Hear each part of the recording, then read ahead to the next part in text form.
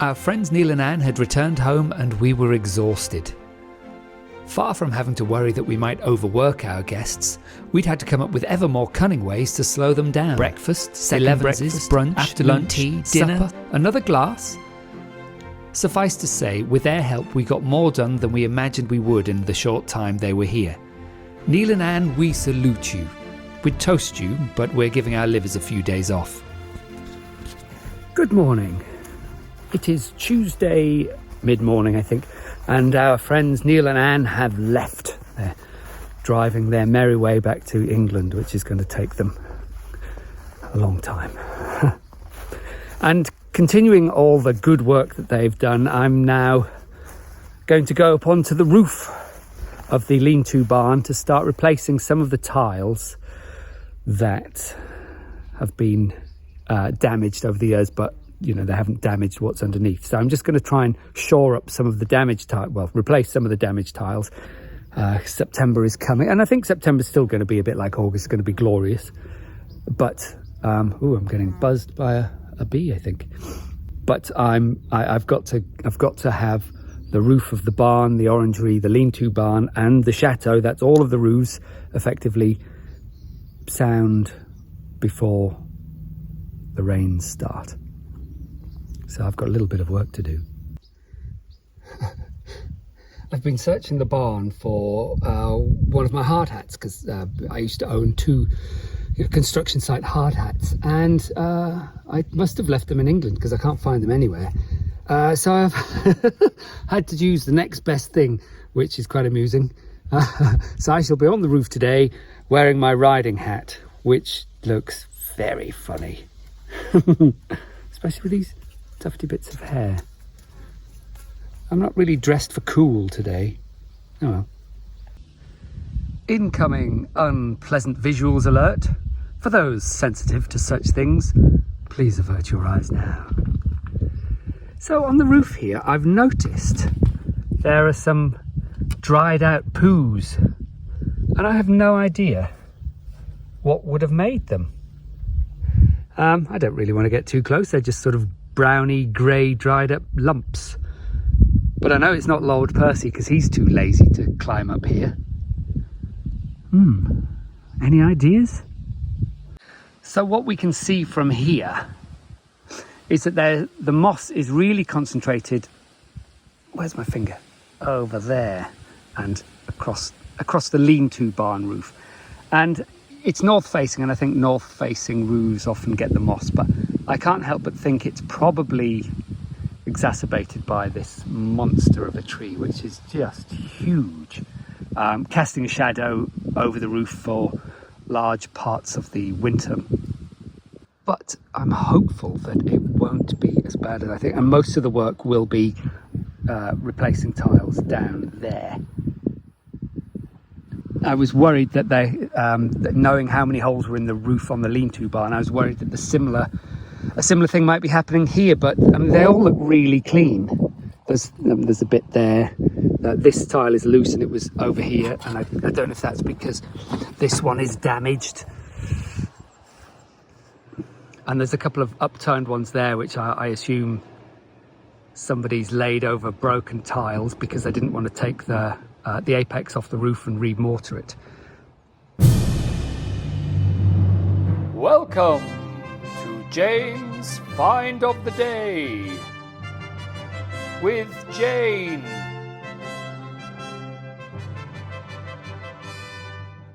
Hello and welcome to this week's Find of the Day at Chateau de Pican. Today I'm going to be talking about this piece of china. It is a pot with a lid. It's blue and white, and as you may recognise, it's Delft pottery. We've inherited a lot of beautiful pots like this. This blue and white is synonymous with Delft pottery. Even I might have guessed that, but I didn't have to guess because underneath it has been signed by the painter who painted it, and it says Delft underneath. And I've looked up the markings, and these markings are characteristic of Royal Delft, which is a company that's still making blue and white china now. This particular signature, they started putting on their earthenware, I think it's earthenware, from 1879. So we immediately know it is Royal Delft, and it was made after 1879. And Royal Delft is one of 32 china making companies that were established in the 17th century, but it's the only one that's still making pottery.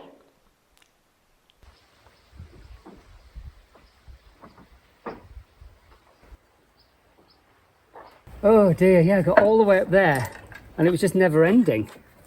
So I thought I'm going to have a look at the top because I'll be horrified if it's just as bad.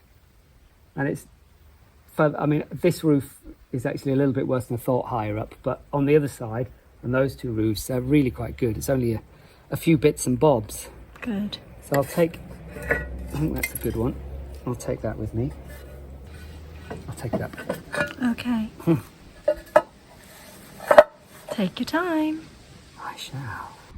This, dear viewers, is one of the tiles that have just been laid on the top to, as I assume, cover damage.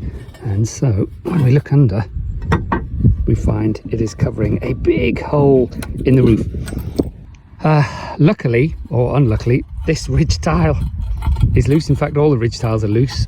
So I'll have to mix up some mortar to knock this off, replace the tile, mortar it back up. So that's going to be fun. I'm not going to do that today, but it's registered as an urgent job before winter. So I went to inspect the other loose tile over there. Whoop, that one. And I lifted it up and suddenly there was a small but confused cloud of wasps. And there was a very small wasp's nest, I think, attached to the bottom of that tile.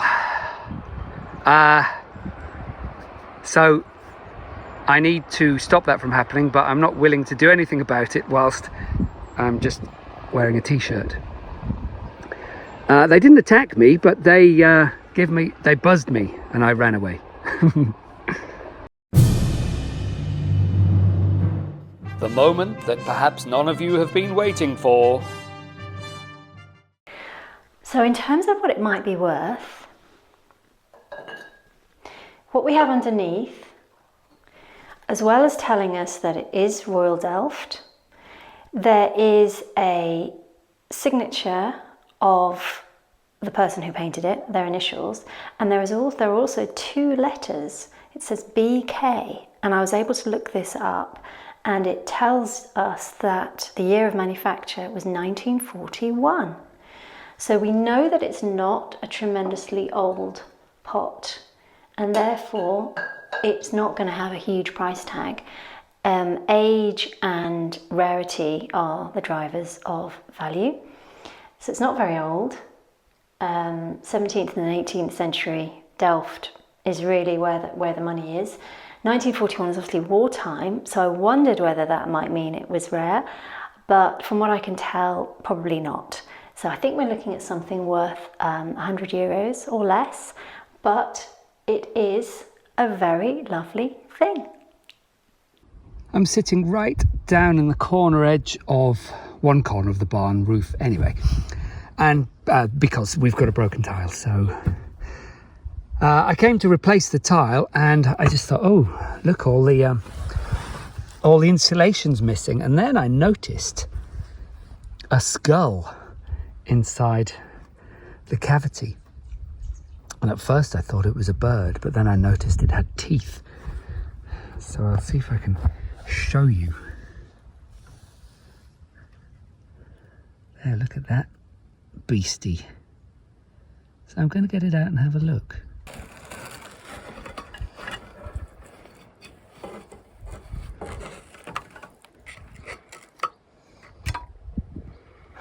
Wow.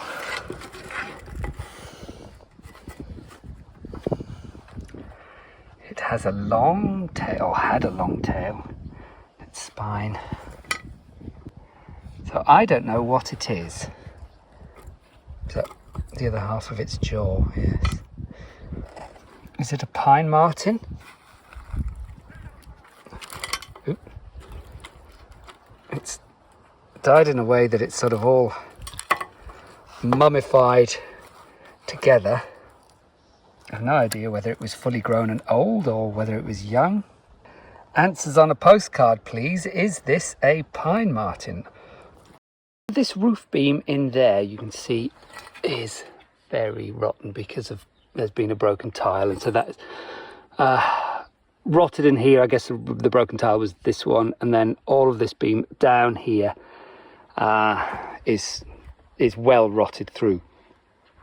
And so I've got a new piece of wood that, rather than trying to take half the roof off to replace it, I've put the roof beam in up to where the wood is sound again, and I've screwed it tightly to both ends. I'm going to put some wet rot hardener in there just to is there a reason? Just to stop it from getting any worse. It's dry now, and I'm fixing the roof so that it shouldn't get any worse, I hope. But I'll put that in anyway, just to try and strengthen what's left a little bit, and hopefully that should be fine. The roof hasn't actually sagged here. This joining piece I've put in will do for now. With the weather set to cover us with a watery wetness, we purchased a large tarpaulin to cover the bare sections of roofing. And we did it just in time.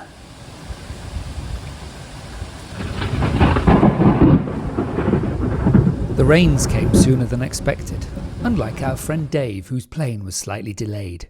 I've known Dave for 22 years. He is a theatre director, actor, forum theatre facilitator, writer, stand-up comedian, strummer of ukuleles and wibbler of all things that wobble. And he's found time in his busy schedule to come and help us for a few days. In the previous episode, we were mending a beam that had rotted through as a result of a leak from a bath tap. That leak must have also cascaded down these stairs and, as I found when I was hoovering, caused severe rot and degradation of the lower steps, meaning that they were on the point of collapse. We stripped off the thick wallpaper, helping everything to dry out. Thank you, Anne. Good morning. Today I am going to be working with my mate Dave. Hi, Dave. Hello, Rory. And we're going to try and tackle the back stairs. So Dave has come to visit for a few days. So he's our second guest, as it were. Third guest, but second set of visitations. Anyway, and so obviously he's up in the guest bedroom that our friends Neil and Anne were using. And this is the staircase that leads up to that room. So why not remove two of the stairs to make it that little bit harder to go to bed? These stairs, the stairs I'm sitting on, are rotten. Really badly rotten in places. There's basically no support for them at all under this part of the stairs. So when you go up the stairs, it's always safe to hug the handrail. And there's a big gap there where we've pulled a bit out. And what I'd like to try and do today is get this section off, and then we should hopefully be able to slide out these big bits of wood, these big stairs, and assess the damage. That's what I'm hoping anyway. We can assess the damage, stop any more rot happening and treat it for woodworm, and then work out how to re-support them and ensure that there's an air gap in here, because this has sort of been a sealed environment, so all this air and moisture getting in through the walls will have just helped to create a lovely breeding ground for wet rot and woodworm and God knows what else. So whilst these steps should be reusable because they're old oak and they're still really tough, they've got some really big holes in them from woodworm. So all I can do is rip this out, see what we find, and see how difficult it's going to be to repair it. We better get on with it, Dave.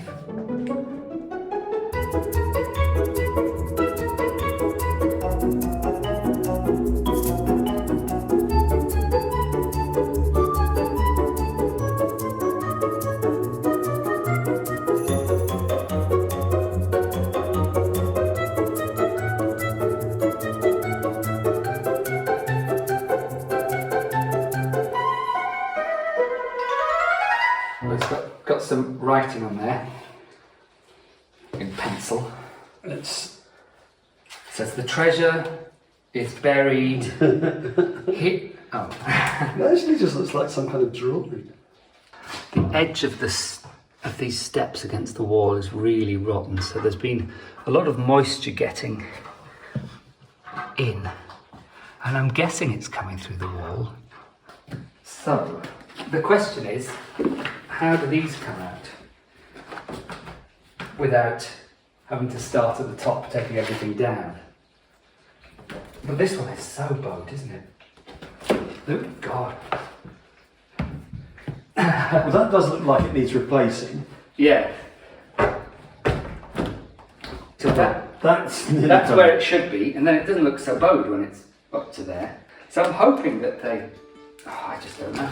I've never built a stair, but we do know these aren't safe for use anymore.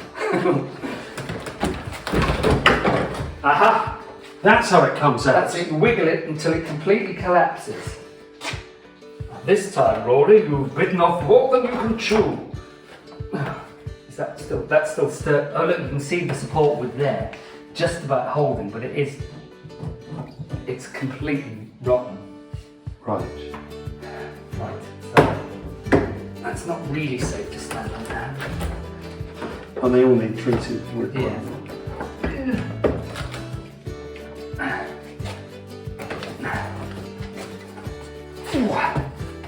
Oh God, this is like soft as anything underneath it. Yeah. So we've got woodworm treatment and we've got wet rot hardener. So between the two of them, I'm hoping we can rescue most of these. So they were screwed or nailed together. Something's together anyway. It's mainly that step, and if that can be solid, and this one, and this. Yeah. Ooh.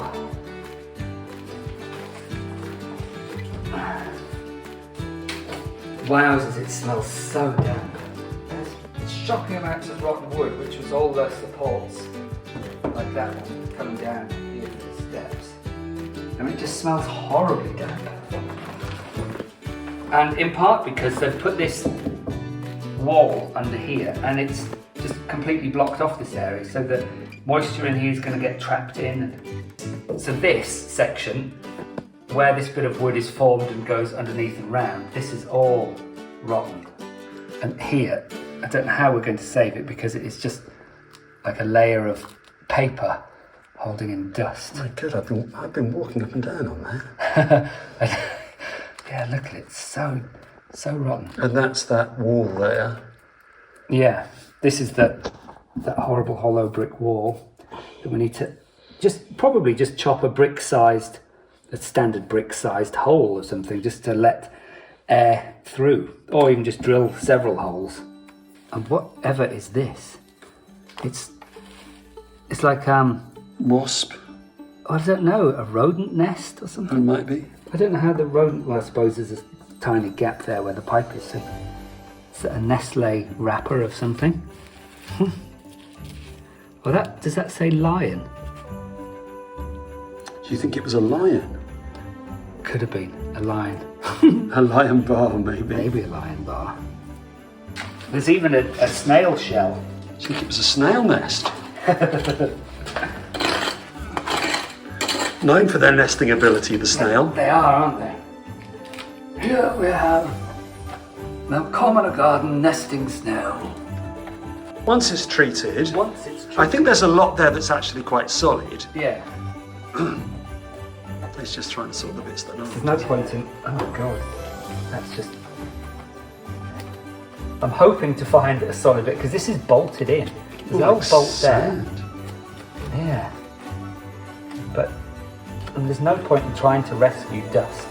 It is just dust. So I guess we just keep scraping. So that is just wood. Yeah. That's so rotten. Yeah. That it's just like powder. And it's such a beautiful old staircase as well. I know. Oh God. Do you think if you carry like that all day, it will just end up, the whole thing will just powder to Nothing bits? left. I think that's why they've built that wall there. Yeah. I think that wall has been put in there at some point to support To support the fact that it was rotting and they didn't want to deal with it. I think so. It does look like it. How's it looking? It's very dusty. The wood is like sand. The through the legs cam. It's rotten wood down here. And it's just disintegrates.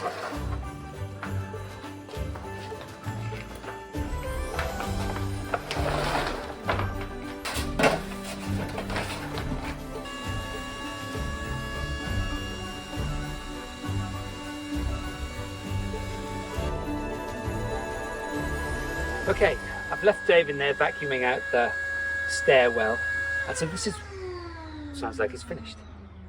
So I've brought one of these steps out to give it a bit of a wire brush down, and I've just noticed that the front of this step is actually a wood veneer, so it's been rotting away for a while, and so they've just covered it over. So this rot problem has been going on for quite a long time, sadly, without them actually doing anything proper to repair it. So I'm going to give this a brush down, gently wire brush these edges, try and get back to some hardwood, and then we'll see what sort of work needs doing to repair the stairs properly.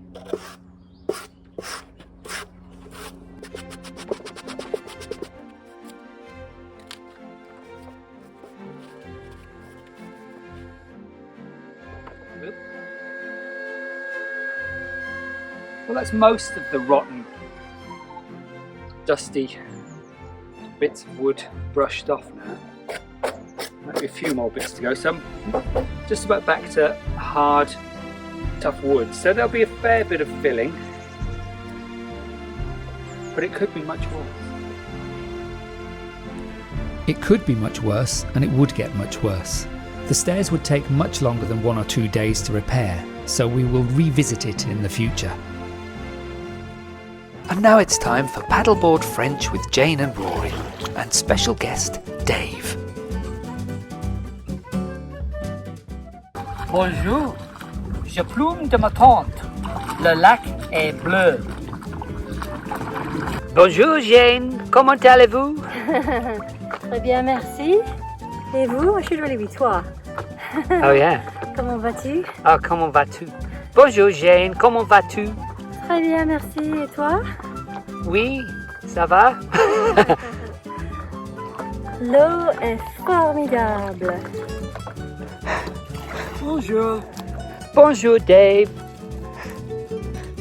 je suis dans le paddleboard. Ou sur le paddleboard? Sur le paddleboard.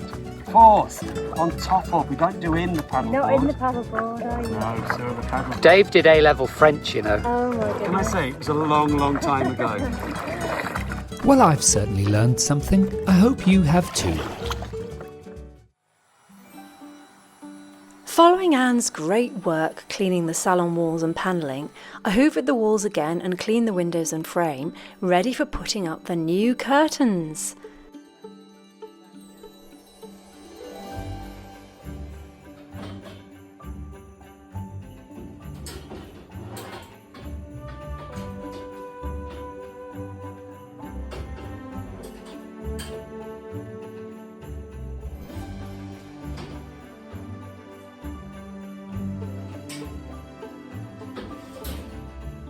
I really don't like heights, and hanging these very heavy curtains at nearly 4 meters above the ground was pretty uncomfortable for me, but I was determined to do it.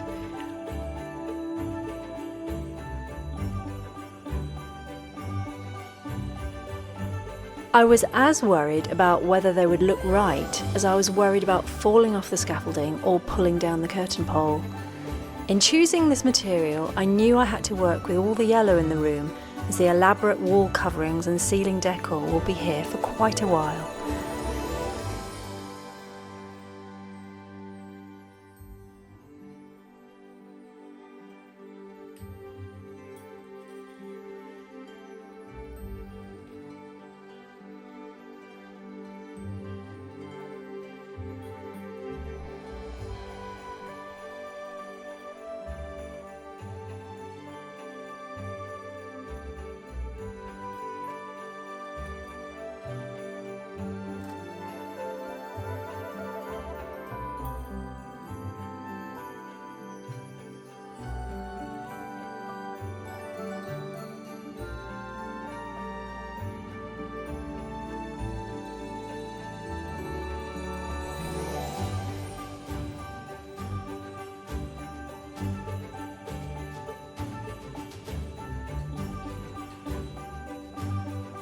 I think they are definitely more soothing to the eye than the orange tones of the previous curtains.